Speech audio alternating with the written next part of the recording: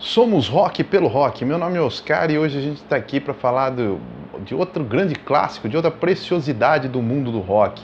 Discos que marcaram a minha juventude, embora esse não seja o principal critério para se falar de disco aqui. Mas esse aqui marcou muito a minha juventude.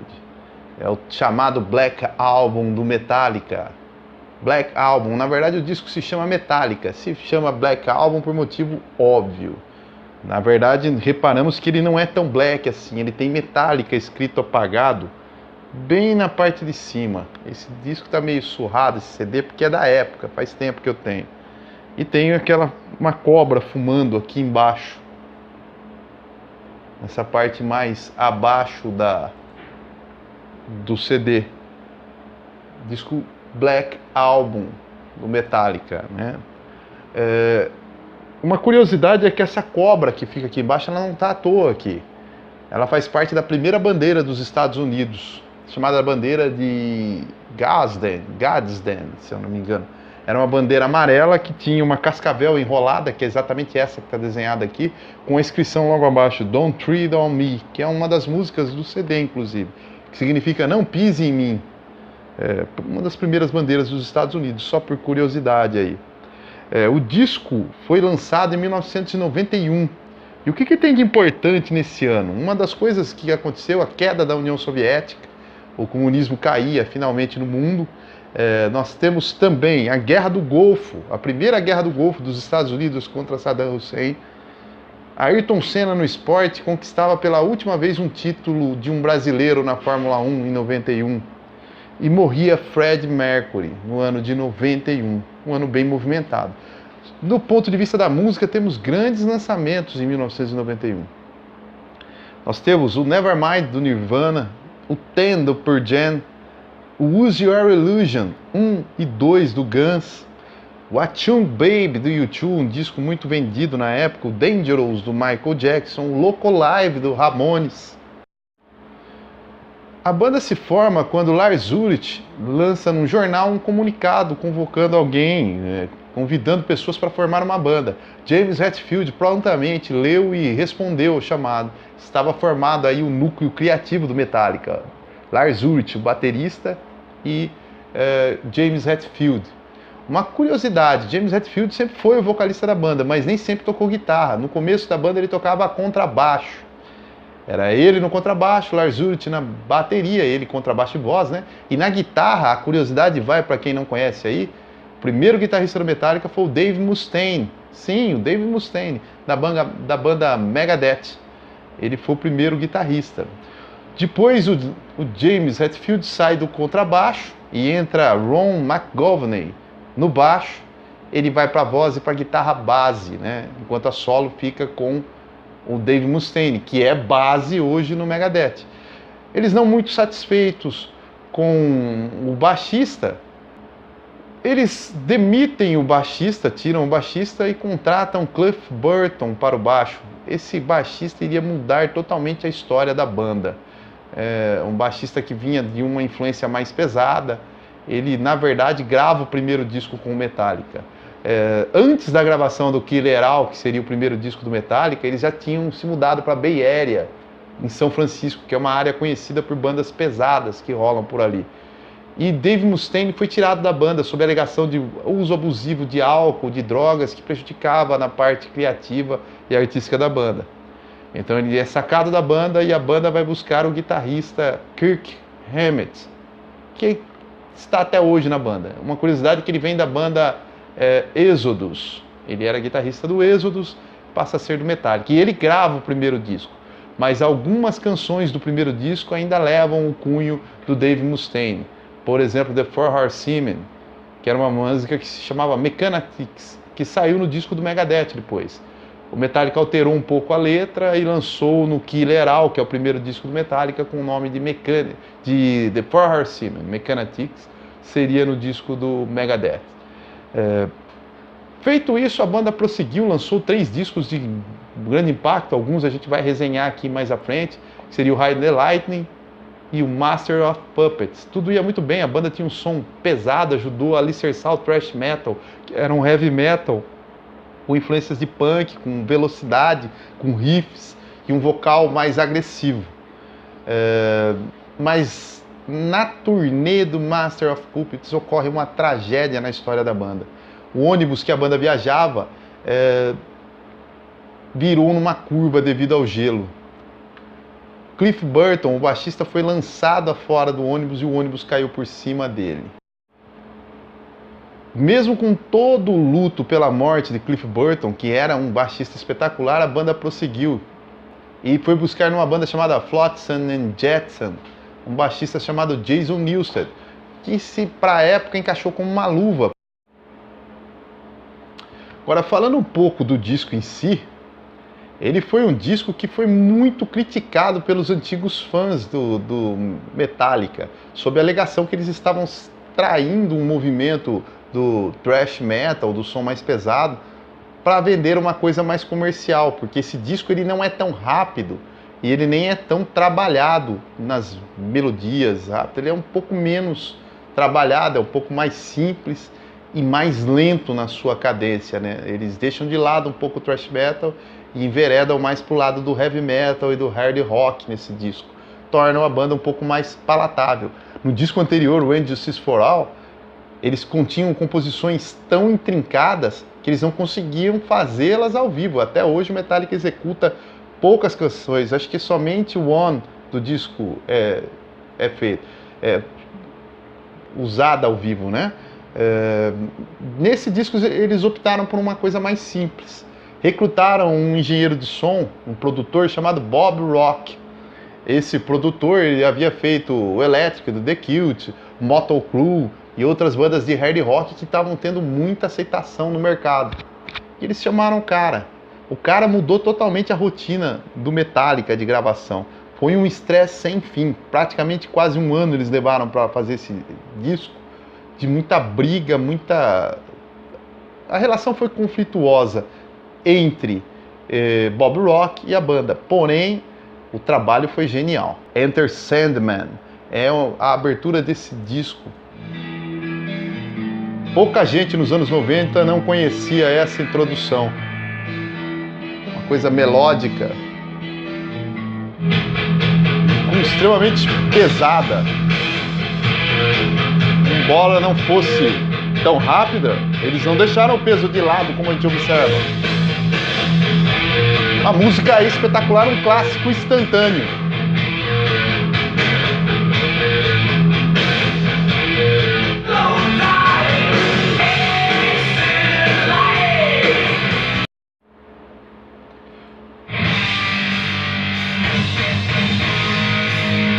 Essa entrada ruidosa anuncia Sad But True, uma canção forte e marcante, ainda com o ritmo arrastado. Destaque para a bateria de Lars Ulrich, muito bem colocada e com uma gravação impecável. E essa guitarra.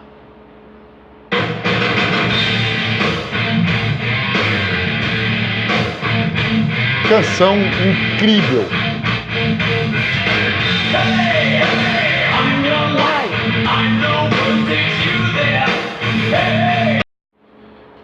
Na sequência temos Roll Your Tantal, uma música mais rápida, um pouco mais pegada, no estilo mais... Sente o peso. Você acha que isso é comercial?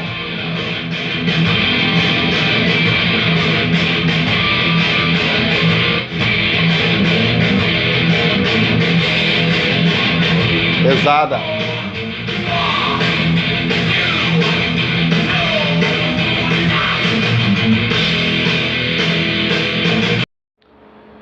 Na sequência temos o maior clássico do disco e talvez um dos maiores do Metallica, uma balada linda que marcou gerações e que é uma linda canção. Não importa se você gosta do som mais pesado, mais rápido do Metallica, se você é um desses chatos xiita que acham que são donos da música e que a banda tem que fazer o que você imagina que é o melhor para ela e quer cercear artisticamente uma banda dessa. Ah, porque eu acho The Unforgiven uma música... Não me interessa o que você acha. Essa música é um grande clássico. Se você gosta dos discos antigos do Metallica, ouça eles, não precisa criticar isso. É uma grande canção, sente só.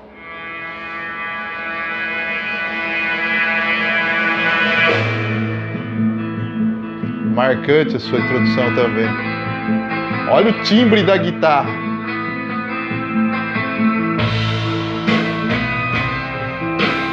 Como é perfeita a sincronia entre a guitarra de James Hetfield e de Kirk Hammett. E a voz do James Hetfield soava insanamente boa nessa época.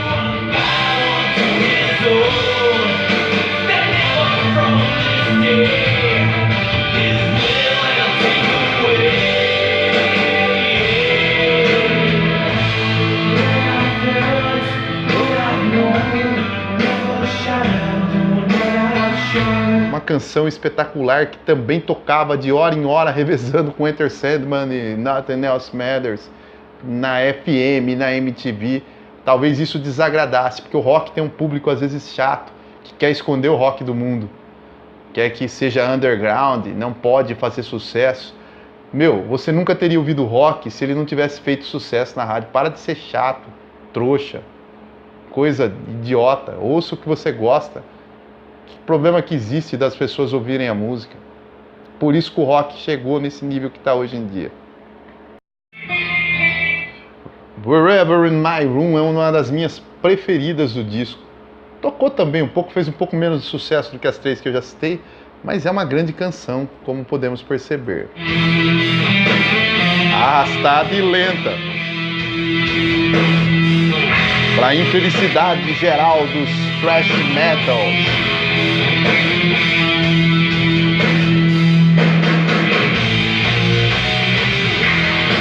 Olha o peso, cara. Isso é comercial? Vá a merda.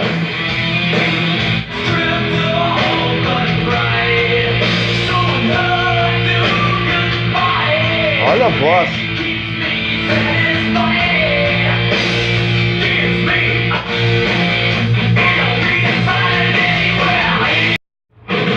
Uma música interessante também. Don't Tread on Me é a que fala na bandeira dos Estados Unidos e que tem essa cobrinha que tá aqui no canto.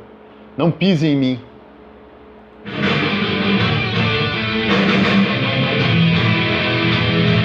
Boa canção também. A música se chama Throw the Never.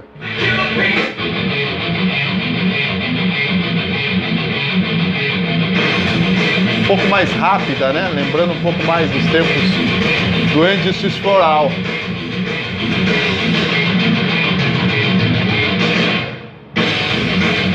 Isso é comercial pra caramba, parece Bon Jovi, né?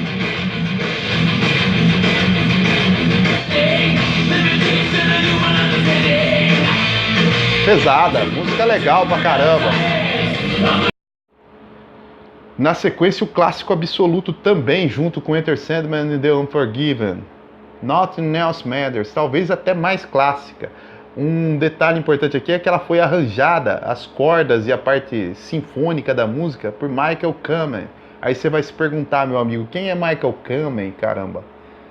Michael Kamen é o responsável pelas orquestrações do Pink Floyd, do A Momentary Lapse of Reason pra frente, do The Division Bell e de outros trabalhos, do The Wall, enfim, ele trabalhou muito com o Pink Floyd, trabalhou com Alice Cooper também, e ele fez o arranjo sinfônico de cordas da música Nothing Else Matters.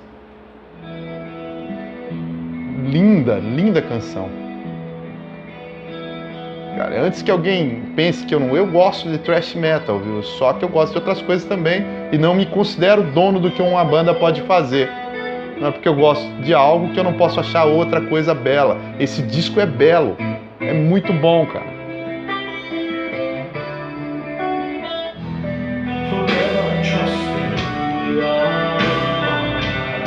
Perdi as contas de quanto ouvi essa música.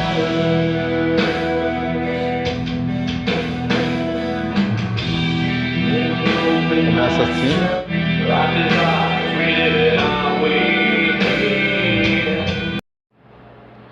A próxima faixa se chama Of a Wolf and a Man. É um som um pouco bem mais pesado. A gente pode ouvir. Não é um dos grandes sucessos da banda no disco, mas é uma música legal.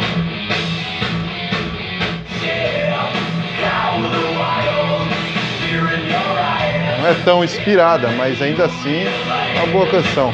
Um pouco mais arrastada, mantendo aquele pique lento.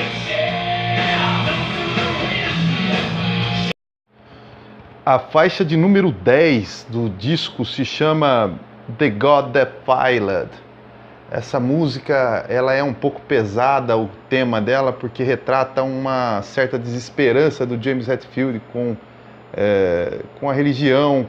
A mãe dele morreu de câncer e abandonou o tratamento normal para se tratar por meios alternativos, espirituais, e ela acabou falecendo, e essa música mostra um pouco desse drama que foi para ele isso e as incertezas que isso geraram na vida dele. Que isto gerou na vida dele. Percebam, destaque para o contrabaixo. Nada muito espetacular, mas bem colocado.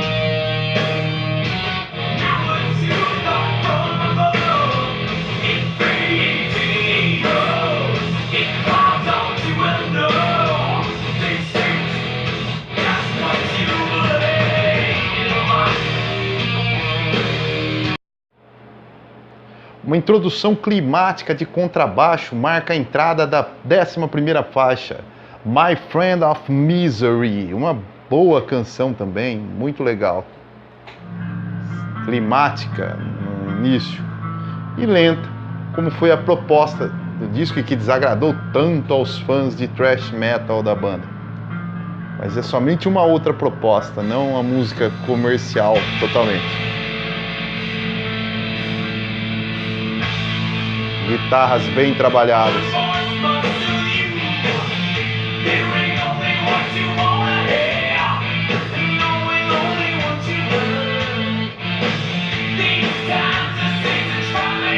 Uma boa canção.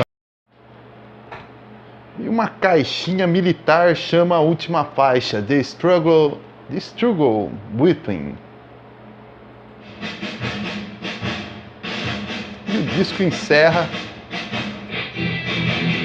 faixa pesada também. As guitarras são muito bem gravadas nesse disco.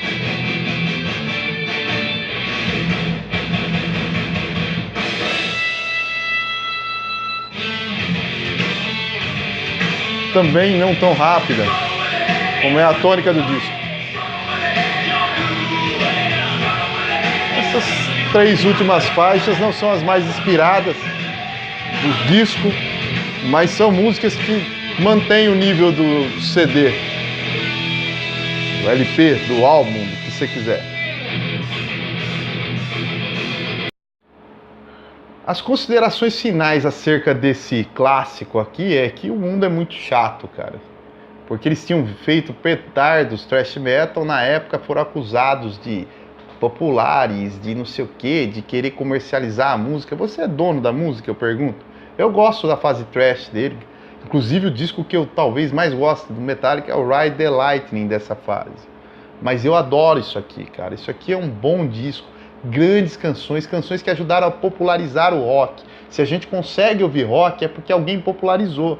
Se a gente for viver como ostra, querendo controlar, o rock não pode ser comercial, o rock morre. Vira cultura de nicho para 2 ou 3 malucos que acham que são donos dele e ouvirem. Não, o rock tem que ser popularizado. E essa banda fez muito isso aqui.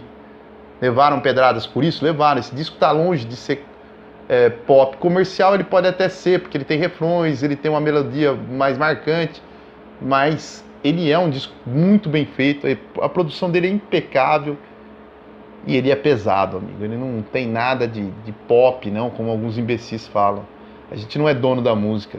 E o rock tem que ser popularizado. E o Metallica, com este disco espetacular, daria 5 estrelas para ele facilmente. Ajudou muito a popular a história do rock. Deixar popular a história do rock. Se você não ouviu, ouça. O link vai estar aí abaixo do disco. Ouça. Isso é um clássico absoluto do rock. Ele pode te indicar caminhos. Fui!